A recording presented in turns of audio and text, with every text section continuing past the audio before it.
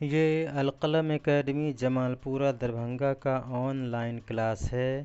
Academy کے شعبہ اردو میں آپ سبھی طلباء و طالبات کا خیر مقدم ہے۔ امید ہے آپ سبھی بخیر و عافیت ہوں گے۔ میں توقیر عالم حاضر ہوں درجہ ہشتم کے اردو سبجیکٹ کے ساتھ۔ پیارے بچوں، آپ نے پچھلے ویڈیو سے کافی حد تک استفادہ یعنی فائدہ حاصل کیا ہوگا۔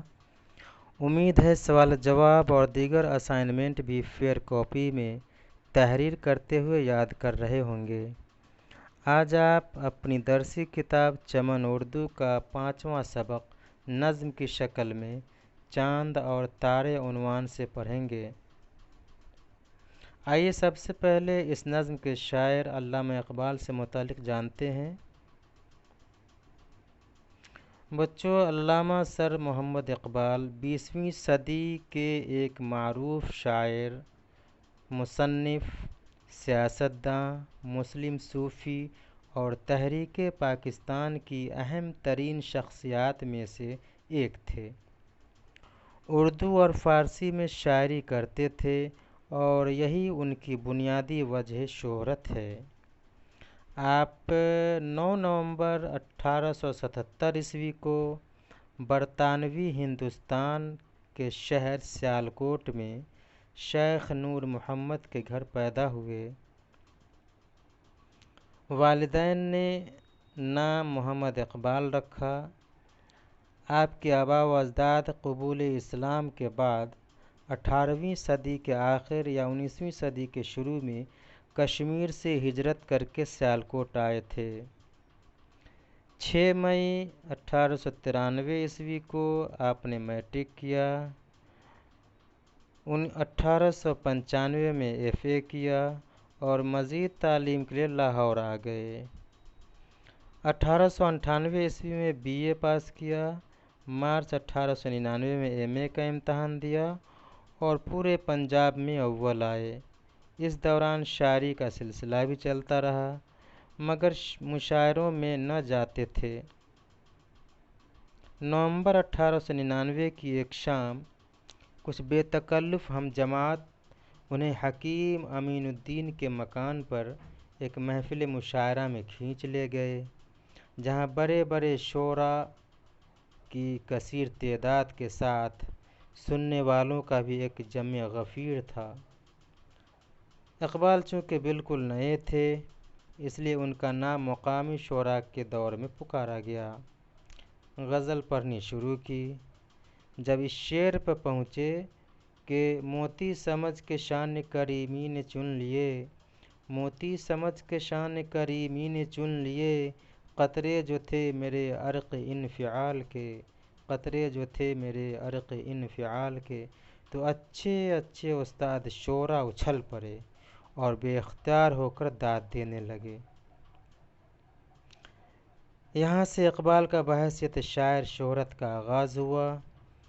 1922 عیسوی میں حکومت ہند کی طرف سے سر کا خطاب ملا۔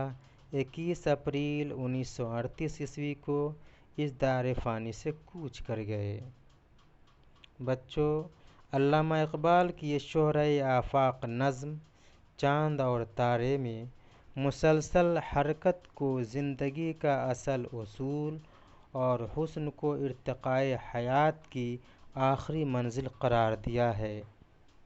جنبش سے ہے زندگی جہاں کی، جنبش سے ہے زندگی جہاں کی، یہ رسم قدیم ہے یہاں کی، یہ رسم قدیم ہے یہاں کی، ہے دور تا اشہب زمانہ، ہے دور تا اشہب زمانہ، کھا کھا کے طلب کا تازیانہ، کھا کھا کے طلب کا تازیانہ، اس رہ میں مقام ہے محل ہے، اس رہ میں مقام بے محل ہے، پوشیدہ قرار میں اجل ہے، پوشیدہ قرار میں اجل ہے، انجام ہے اس خرام کا حسن، انجام ہے اس خرام کا حسن، آغاز ہے عشق انتہا حسن۔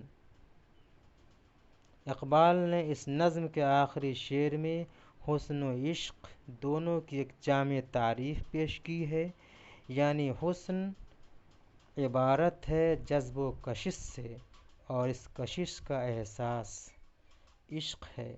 اس طرح حسن و عشق ایک ہی حقیقت کے دو پہلو ہیں۔ حسن کی یہ کشش ہر جگہ کار فرما ہے، چنانِ عشق بھی ہمہ گیر ہے۔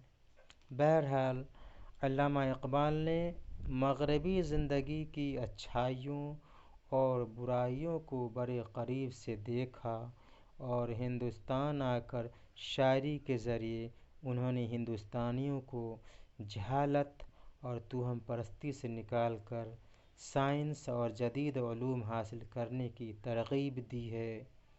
انہوں نے مسلمانوں کو بھی احساس کمتری سے نکال کر اپنے شاندار ماضی کی روشنی میں مستقبل سنوارنے کی دعوت دی ہے، اور آج بھی ان کی شاعری ہماری رہنمائی کرتی نظر آتی ہے۔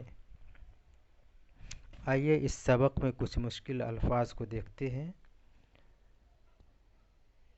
سحر کے معنی صبح، سحر کے معنی صبح، قمر کے معنی چاند، فلک کے معنی آسمان، مدام کے معنی ہمیشہ برابر، بیتاب کے معنی بے چین،